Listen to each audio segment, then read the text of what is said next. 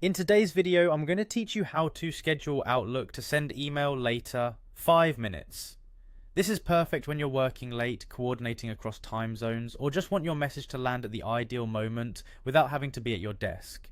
Start by opening Outlook in your browser and signing in. Once your inbox loads, look for the new mail button, usually at the top left. Click that to open a fresh message window. In the To field, add your recipient's email address. If you're sending to more than one person, you can add additional addresses here and use CC or BCC if needed. Next, write a clear, concise subject line so your recipient understands the purpose of the email at a glance. Move down to the message area and type your email, keep it friendly and focused, and add any attachments, links, or formatting you need. If timing matters, this is a good moment to double check details like dates, meeting times, and any references that depend on when the message arrives. Now, instead of pressing the regular send button, look for the small arrow right next to send. This tiny arrow opens extra sending options. Click that and choose schedule send.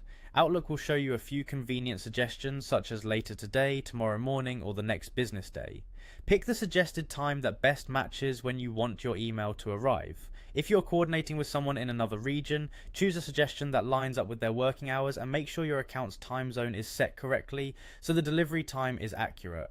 Once you've selected the suggested time, confirm your choice, then click send. Don't worry, this doesn't send it immediately. Outlook will queue your message and deliver it automatically at the time you selected.